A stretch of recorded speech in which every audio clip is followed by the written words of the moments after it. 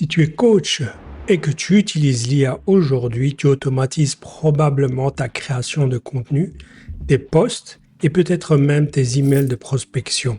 Et sur le papier, tu gagnes évidemment du temps, sauf qu'au final, tu bosses toujours autant. En réalité, le problème, c'est pas l'IA. Et ce n'est pas que tu ne fais pas assez non plus. C'est surtout que tu as branché l'IA au mauvais endroit de ton système. Tu automatises ce qui se voyait, mais pas ce qui te bloque. Dans cette vidéo, je vais te montrer où est ton vrai blocage dans ton système. Celui qui t'empêche d'avoir plus de clients et pourquoi presque tous les coachs regardent aussi au mauvais endroit du système. La vérité, c'est que quand tu branches l'IA sur ta création de contenu, tu gagnes peut-être 2 heures dans ta semaine. Et ces 2 heures, tu les sens certainement. Sauf qu'en réalité, ces heures-là ne sont pas nécessairement les causes de ton problème. Ton problème, c'est ce qui se passe après que le client est signé avec toi et qu'il faut l'accompagner, le suivre, lui répondre, préparer ses séances, l'accompagner dans sa progression et le relancer quand il décroche. Et ça, l'IA n'y a pas touché du tout. Donc tu as allégé la partie qui allait déjà bien, tu continues surtout de porter à bras le corps la partie qui te bouffe du temps et de l'énergie. Et le jour où tu veux prendre plus de clients, tu sens tout de suite que ton temps est toujours aussi limité. Donc si tu y réfléchis bien, le problème n'est jamais le manque de prospects, mais plutôt ta capacité à délivrer, parce que tu as atteint tout simplement ton plafond. Alors regarde les deux bouts d'un business de coaching. D'un côté, tu as l'acquisition, c'est-à-dire tout ce qui te sert à faire venir les gens vers ton accompagnement, comme ton contenu, tes posts, tes emails et ta prospection. C'est visible au public et facile à confier à une IA. De l'autre côté, tu as la délivrance, tout ce qui se passe une fois que la personne est client, c'est-à-dire les suivis, les retours, les préparations et suivre chaque personne dans la durée.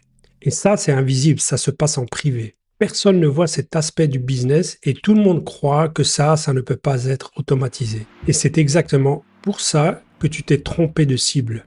Tu as automatisé ce qui se voyait et tu n'as pas touché à ce qui te bloquait. En surface, tu délivres plus de contenu, tu as évidemment plus de visibilité et plus de prospects. Mais tu ne peux pas ajouter à ton emploi du temps déjà chargé un client de plus et tous ces prospects dans ta liste d'attente ne font qu'augmenter ta frustration. Alors pourquoi, si c'est aussi évident, presque tout le monde tombe là-dedans? Tout simplement parce que tout l'écosystème pousse dans cette direction. Les vidéos te montrent des outils de contenu. Les formations te vendent des systèmes d'acquisition. Les gourous de l'IA font la démonstration d'un agent qui écrit des posts parce que tout cela c'est facile à filmer et cela en jette. Mais la vérité, c'est que la vraie délivrance ne se filme pas. C'est intime, c'est lent et c'est propre à chaque coach. Donc tu te retrouves avec une vision déformée de la réalité. Tu crois que l'IA pour un coach, ça veut dire de produire plus de contenu, alors qu'en réalité, l'endroit où elle change ta vie, c'est dans tout ce que tu refais à l'identique pour chaque client semaine après semaine. Et tant que tu regardes là où tout le monde regarde, tu ne le verras pas. La chose que tu dois retenir de cette vidéo, c'est que tes vraies heures perdues ne sont pas là où tu crois. Elles sont dans les tâches que tu refais à l'identique pour chaque client encore et encore. Cela étant dit, voyons à quoi cela ressemble concrètement. Prends le moment où un client t'envoie son point de la semaine. Tu le lis, tu l'analyses pour ensuite rédiger une réponse construite. Imagine si toutes ces tâches répétitives, tu ne dois plus le refaire, que tu n'aies plus à repartir de zéro à chaque fois. Imagine que tu as un système qui fait tout ça pour toi, qui prépare une première version de tes retours à partir des données de tes clients et de ton cadre et que toi, tu n'aies plus qu'à ajuster tout en y rajoutant juste ta patte. Au final, le jugement reste le tien quoi qu'il arrive et le travail répétitif autour d'un coup disparaît. Pareil pour les préparations des séances, le suivi des progressions et les relances. Des tâches qui reviennent pour chaque client qui ne demande plus ton expertise unique et qui te prenait la majorité de tes journées en silence. Et quand tu y penses, l'erreur, ce n'est pas de vouloir garder la relation humaine à tout prix. La relation humaine, c'est ton métier. Tu ne la délègues jamais. L'erreur, c'est de croire que pour garder cette relation humaine, tu dois effectuer toi-même tout le travail mécanique autour. Alors qu'en réalité, avec un système fiable, tu peux tout à fait retirer la mécanique et garder juste le côté humain, le côté social auquel on tient tant. Donc la vraie question n'a jamais été quel outil utiliser, mais plutôt à quel endroit et à quel système tu les branches. Avec tout ça, tu dois te demander comment identifier dans mon activité les points et les tâches exactes où l'IA peut être implémentée pour te libérer de ton temps.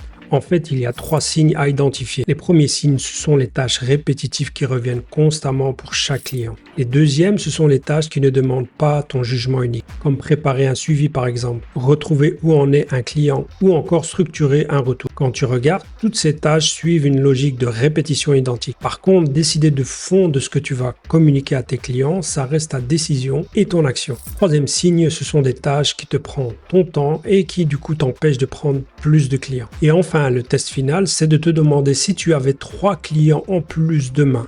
Quelle partie de ton workflow saturerait en premier? Eh bien, la réponse est simple, ce sont ces blocages. Surtout quand ces 3 signes se rejoignent sur une même tâche. Et là, tu as trouvé où il faut implémenter l'IA pour que tu puisses libérer ton temps, prendre plus de clients et déplacer ton plafond. Une fois ces points traités, tu ne récupères pas seulement 2 heures de ton temps, tu récupères de la capacité, ce qui te permettra de prendre plus de clients sans que ta semaine en déborde. Et encore mieux, ton coaching peut tourner même les jours où tu n'es pas totalement investi. Au final, tu arrêtes de choisir entre vouloir grandir ton business ou tenir bon à un système qui allait de toute façon casser. C'est ça la différence entre un coach qui s'épuise à mesure qu'il réussit et un coach dont l'activité tient debout tout seul grâce à l'IA. Le plus important à comprendre et ce qui compte le plus dans tout ça, ce n'est pas le nombre d'outils que tu utilises. C'est plutôt l'endroit où ces outils sont branchés pour te permettre de libérer du temps et surtout d'accompagner plus de clients. Si tu veux faire ce travail pour de vrai, pour ton business, le point de départ, ce serait de cartographier ta délivrance. Voir noir sur blanc tout ce que tu fais, toutes tes tâches pour chaque client. C'est ce que je montre étape par étape dans ma formation gratuite, le CPHL Premium Coach Lab.